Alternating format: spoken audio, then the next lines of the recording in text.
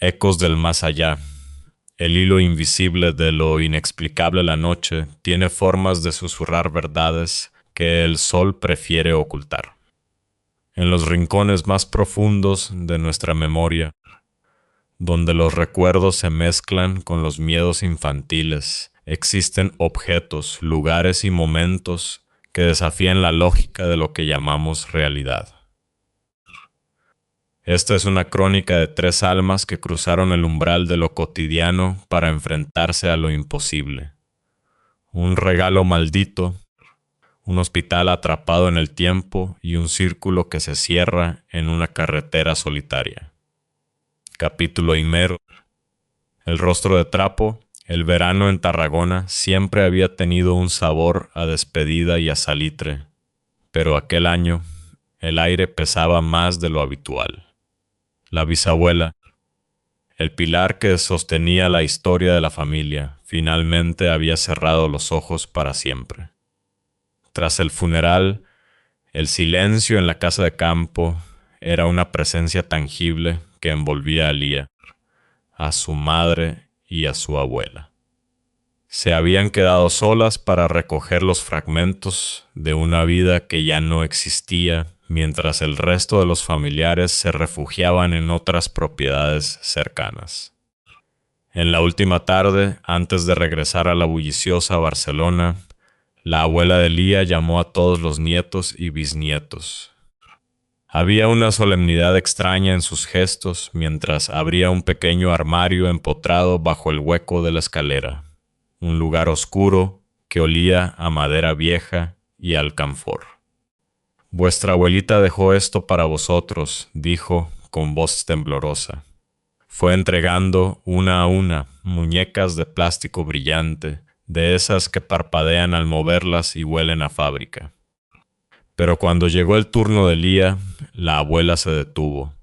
Sus ojos buscaron algo más profundo en el armario. Sacó una figura envuelta en una tela grisácea. «Toma, Lía. Ella quería que tú tuvieras esta especialmente», murmuró. No era una muñeca de plástico.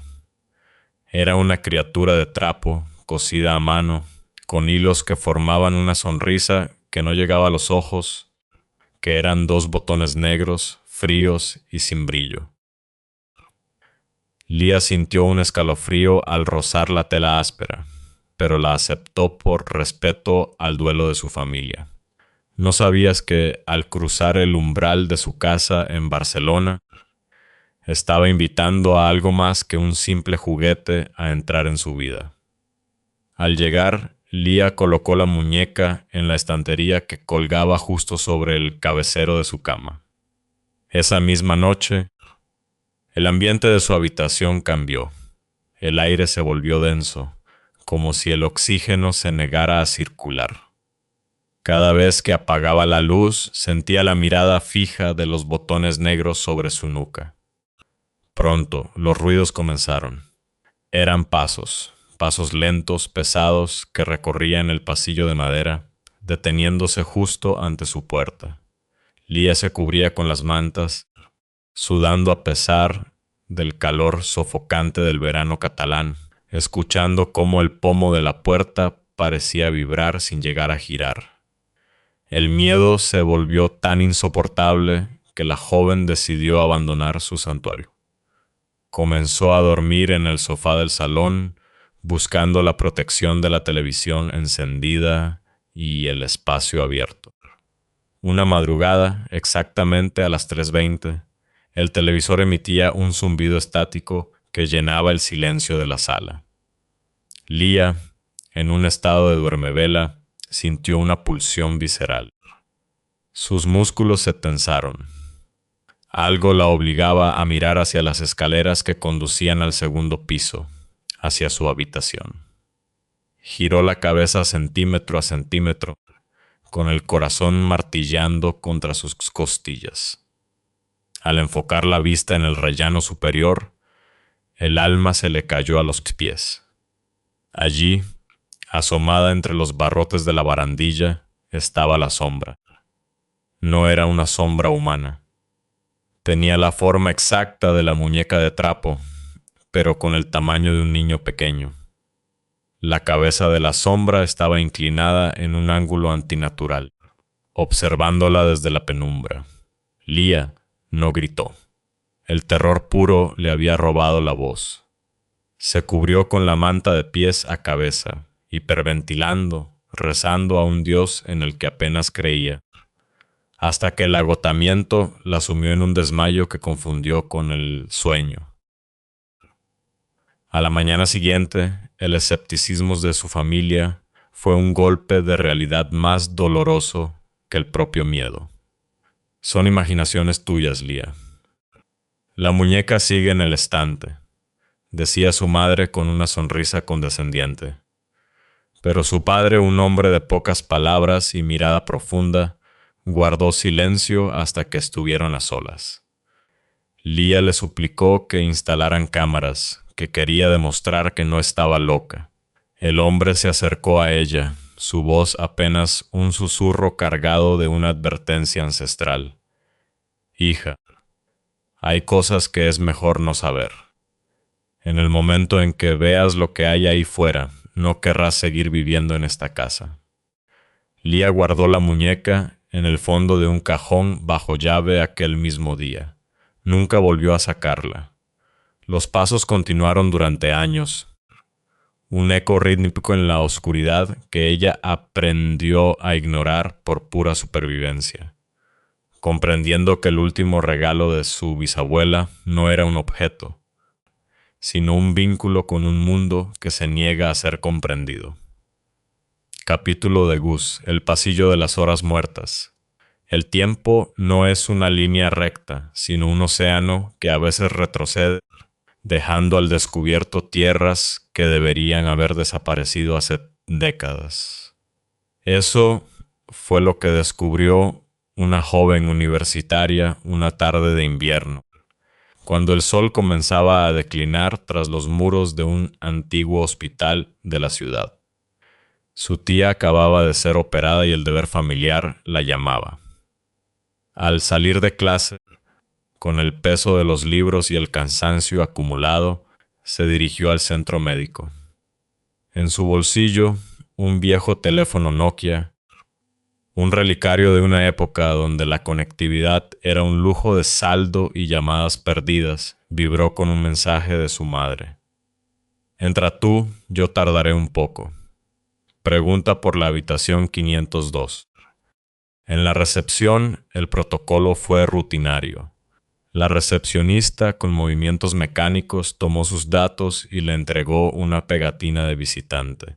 Piso 5, 16 con 52 horas. La joven se la pegó en la chaqueta y se dirigió a los ascensores. Al entrar en la cabina metálica, 2 personas más la acompañaron. El silencio se llenó con el roce de la ropa y el zumbido del motor. El primer hombre se bajó en la tercera planta, un área iluminada con luces LED blancas y suelos de linóleo brillante. El ascensor continuó su ascenso hasta que las puertas se abrieron en el 5º piso. En cuanto puso un pie fuera, el aire cambió. No olía a desinfectante moderno, sino a polvo, a ozono y a algo metálico, como sangre vieja. La iluminación era escasa. Bombillas amarillentas parpadeaban en un techo alto y agrietado. Los pasillos no eran de linóleo, sino de baldosas pequeñas y gastadas, similares a las de un hospital de los años 50. La joven caminó desconcertada. El hombre que había subido con ella se desvió hacia la izquierda y desapareció tras una esquina sin hacer ruido. Ella buscó los números en las puertas, pero no había placas. Solo carteles pintados a mano que señalaban direcciones vagas. ¿Hola? Su voz sonó pequeña, absorbida por las paredes descascaradas. ¿Hay alguien? El eco fue su única respuesta, seguido de un estruendo seco. Una puerta de madera se cerró con violencia al final del corredor. Se giró rápidamente, pero no vio a nadie. El miedo comenzó a reptar por su espalda. Corrió hacia el otro lado, gritando de nuevo, solo para ser recibida por otro portazo en la dirección opuesta. Estaba sola en un laberinto de habitaciones vacías y sombras que parecían moverse en la periferia de su visión. Desesperada, regresó al ascensor, pero al llegar al lugar donde debería estar la cabina, solo encontró una puerta de madera maciza, cerrada con un candado oxidado. El ascensor simplemente no existía en esa realidad. El pánico se apoderó de ella. Sus pulmones ardían mientras buscaba una salida, hasta que vio el símbolo de las escaleras. Empujó la puerta de emergencia y comenzó a bajar los peldaños de 2 en 2. Al cruzar la puerta de la 4ª planta, el mundo volvió a cambiar. De repente, el ruido regresó. El murmullo de las enfermeras, el pitido de las máquinas, el olor a limpieza. Las paredes eran blancas de nuevo. Bajó hasta la planta baja, exhausta y al borde del colapso. Un guardia de seguridad se acercó al verla palidecer. ¿Se encuentra bien, señorita?, preguntó, sosteniéndola por el brazo. Antes de que pudiera responder, su Nokia comenzó a sonar frenéticamente. Era su madre. ¿Dónde estás? Llevo 5 horas buscándote, gritaba la mujer desde el otro lado de la línea. La joven miró su reloj de pulsera. Para ella, habían pasado apenas 15 minutos. Pero el registro de llamadas de su teléfono no mentía. Tenía 12 llamadas perdidas y eran las 10 de la noche. Había entrado en el hospital a las 5 de la tarde. 5 horas de su vida se habían evaporado en aquel pasillo olvidado por el tiempo. Durante semanas, su familia la acusó de haber huido con alguien, de inventar una historia fantástica para ocultar una travesura. Pero 14 días después, mientras lavaba los pantalones que llevaba aquella tarde, encontró algo en el bolsillo. Era la pegatina de visitante, arrugada pero legible, piso 5-16,52 horas. Una prueba física de que ella había estado allí en un registro que el hospital no pudo encontrar al día siguiente, en una planta que, según los planos actuales, había sido remodelada por completo hace 20 años tras un incendio que la dejó desolada. Capítulo 3. El círculo de Nix siempre había sabido que su linaje estaba marcado por lo oculto. En su familia, las mujeres no solo cocinaban o tejían. Algunas susurraban al viento y entendían el lenguaje de las velas. Pero ella, de niña, prefería la seguridad de los caramelos y los disfraces de Halloween. A los 9 años, en una noche de brujas que recordaría por el resto de su existencia, Nix regresaba a casa con su madre tras pedir dulces. La carretera era una cinta negra rodeada de maleza. Al tomar una curva pronunciada hacia la izquierda, los faros del coche iluminaron una figura que parecía arrancada de una pesadilla victoriana. Una mujer, vestida enteramente de negro, con una capa cuya capucha ocultaba su rostro y botas oscuras, permanecía de pie en medio del asfalto. El coche frenó en seco. La mujer comenzó a gritar con una desesperación que helaba la sangre. «¡No lo hagas! ¡No lo hagas!». La madre de Nix, pensando que se trataba de una joven ebria celebrando la festividad, bajó la ventanilla y le gritó que se apartara si no quería morir atropellada. La figura se hizo a un lado, pero cuando el coche pasó a su altura, Nix se quedó pegada al cristal. La mujer de la capa la miró directamente a los ojos. En su mirada no había maldad, sino una tristeza infinita, una compasión que la niña no pudo comprender. Los años pasaron y Nix creció, tiñendo su cabello rubio de negro y dejando atrás la redondez de su infancia. En el Halloween de 2023, su vida se cruzó con la de María, una compañera de clase que emanaba una energía oscura y envidiosa. María decía ser una bruja de lado derecho, pero sus ojos contaban otra historia. Aquella noche, María convenció al grupo de amigas para realizar una sorpresa. Las llevó a una cabaña oculta en el corazón del bosque, un lugar donde el tiempo parecía detenerse. Repartió capas negras entre todas. Nix, sintiendo una opresión en el pecho, se puso la suya. Dentro de la cabaña, el ambiente era asfixiante.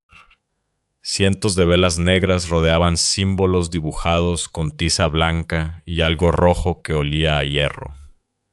«Vamos a invocar a algo que nos dará poder», declaró María, su voz ahora grave y desconocida. «Nix, tú estarás en el centro». Nix sintió el peligro vibrar en el aire. María no buscaba una experiencia espiritual, buscaba un sacrificio, una entrega.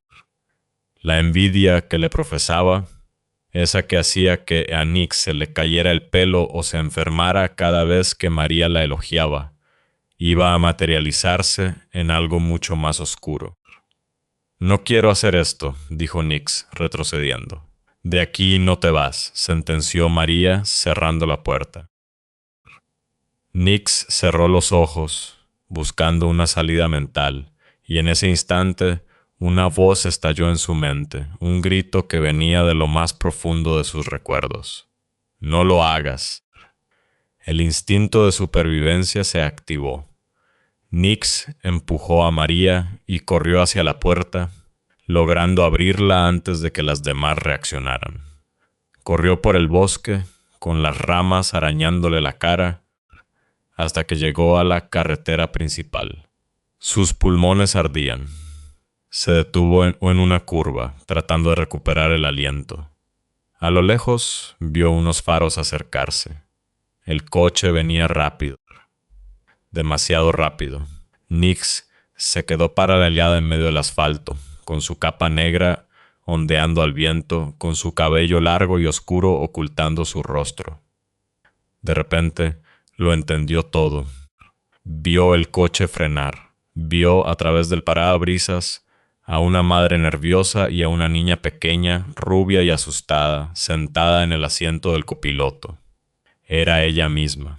El círculo se cerró. Nix, la mujer del futuro, comenzó a gritar con todas sus fuerzas a la Nix del pasado. «No lo hagas, no lo hagas». Gritaba para advertirse del ritual, para advertirse de María, para advertirse de que el mal a veces lleva el rostro de una amiga. Escuchó los gritos de la madre desde el coche, las mismas palabras que oyó hace años, y se apartó para dejar que el vehículo pasara.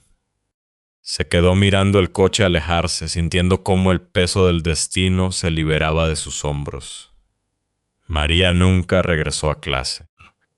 Desapareció de la vida de todas, dejando tras de sí solo el silencio de quien ha intentado jugar con fuerzas que no puede controlar. Nix regresó a su casa, sabiendo ahora que el tiempo no es algo que sucede, sino algo que somos. Somos el aviso y somos el peligro, somos el eco y somos el grito. Y mientras el mundo duerme, estas historias quedan grabadas en el éter, recordándonos que lo paranormal no es lo que está fuera de nosotros, sino lo que nos une a través de la sombra, el tiempo y el misterio.